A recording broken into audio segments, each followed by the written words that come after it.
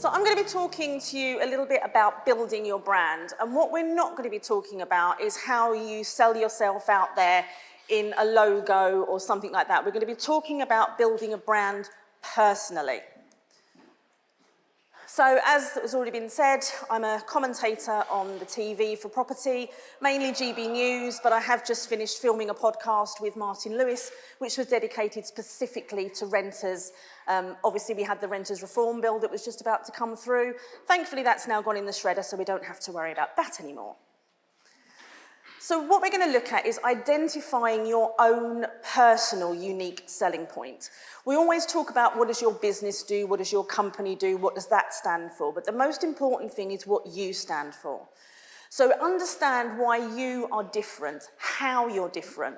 Let's face it, when we're looking on social media and we're talking to people who are in property, it's everybody is the same. When you walk down a high street and look at the letting agents or estate agents' windows, they all look the same. If you take the branding off, they could pretty much be anybody. So what makes you different? What makes you stand out from the HMO person doing HMOs next to you? Understand that nobody is actually interested in your success. Yes, getting your success stories out there is important because that's how you show you're good at what you do. But what they actually want to hear is how can you solve their problem? Your client wants to know that the problem they have right now can be solved by you. Yes, get your success stories out there, but turn that success story round on your socials by saying, I had a tenant who wasn't paying rent. Rather than just give the problem to the landlord, we did this, this, and this. Is your tenant not paying rent? This is how we can help you. So you're changing your success, but actually understanding your client or potential client's real problem and showing you can solve that before they've even got the problem. Understand that you need to match the ethos and values that you have to your potential clients. It's really easy to synergize with somebody that already has the same understandings and thinking as you, but it's really hard to get that across sometimes when we don't know somebody personally. Again, talk about these different things when you're doing your social media or when you're doing any of your marketing. That will attract people from different audiences that you may not have engaged with before. And the importance of that is you're spreading yourself out and engaging with the people that you really need to. Getting outside of your comfort zone. Now, everybody in this room is comfortable in property. It's our safe place. We can do it in our sleep. We'll get us in a room talking about property and we'll talk about property all day. What if you're not talking about property? That's when we start feeling a little bit uncomfortable. But uncomfortable is good. It encourages us to engage with different people, different audiences. When you're networking, make sure that you're looking for networking events that are outside property. Let's face it, I've been in this industry 30 years and I've probably been to every property networking event. And you see the same faces at every networking event. And you've heard their stories 30 years long. The important thing is go to different types of networking events, go to business events. Everybody in that room has got money or an interest in property and may not know they have that interest. So then it's important, again, you're putting yourself into a different audience. They're going to engage with you because maybe they haven't understood property and now they've got an expert in the room that they can talk to. When you're doing your videos for social media, I think the best ones out there are the ones where you haven't gone back and recorded them 20 times to get them perfect. The ones with errors in, the blips, the bloopers, they're the best ones because it shows your honesty, you're believable, and it builds trust, and that's subconscious. Because people out there that are going to come and be your clients are going to think, well, actually, if they do mess up, they're just going to own up to it, fix it, and get on with it. And that's really important. If you're completely perfect, no one's going to believe that. The other thing I like to do is set Google alerts on my phone. That means I'm the first person to know if something's breaking in the industry. And then I'm one of the first people out there commentating on that in social media. Rather than waiting for it to be in an industry magazine or somebody else's website, I'm already the first one talking about that. That shows I'm ahead of my game and ahead of my competitors. Build a strong industry presence. I mean, that's important, and we all know that we have to do that. It's, again, talking about standing out from the crowd, standing out and looking different to the person who's doing exactly the same thing next to you. Write regular articles in property industry magazines, for example. That's really easy to do. A lot of these industry magazines are always looking for features content writers. You can get your industry name out there.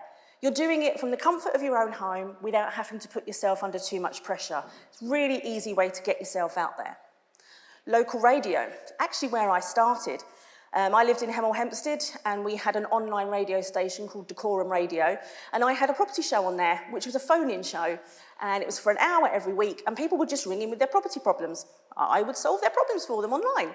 So that got me out there in the community, and then of course people are then reaching out. My agency got more publicity, and it's all free. Local radio is always free unless you want to advertise. So rather than spending all the money on advertising, get your own show on there. That's the best advertising you can have. Give content for free. Now, what I mean by that is for now. If you're building your brand and getting yourself out there, give as much as you can away for free in content so that people get to understand what it is you're talking about, what you have to bring to the table. Then once you've built yourself up, that's the good time to start putting it into some kind of package to actually sell on.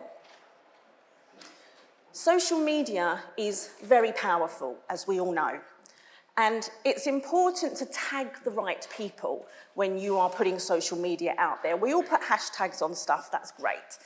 But if you want to get your message across or be seen by a certain person, make sure that you're tagging them in your social media.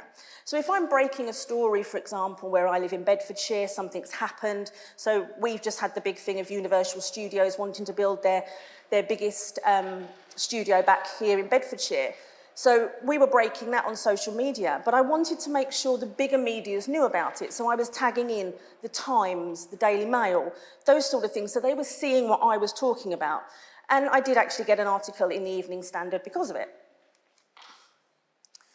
Now, what you want to be is everybody's go-to person, because that's the important bit. They want to be coming to you and not going to your competitor or somebody else down the road who just happens to be shouting louder than you, but may not be doing it as well. Build your profile to be an expert. Now, you can do that in any field that you want. If it is property, pick a specific area. Mine's legislation. I love legislation. I could talk about it all day long. I won't start now. I won't stop. But that's all I am interested in. I love it. A new act coming through Parliament, I am there with my highlighter pens and my post-it notes, and I'm a happy girl. Choose what makes you happy. In property, there's loads of areas that you could specialise in. And again, make solving the person's problem, even if they don't realise they have it yet, solving the person's problem needs to be your new mantra. And remember to peddle your unique selling point, not necessarily the services that you have to offer. Make your own opportunities. Now, speaking at events like this is fantastic because it does get you great exposure. But if these events aren't available or they're already fully booked, make your own. I started a lettings and management event in my own area of St Albans and Hemel Hempstead, and I've now been running that event for 14 years. And I average 100 attendees a month for my events. I can get to speak at my own events because they're mine. Create your own. If you haven't got a networking event in your area, create one. Be your own speaker. Make sure you get the local paper there.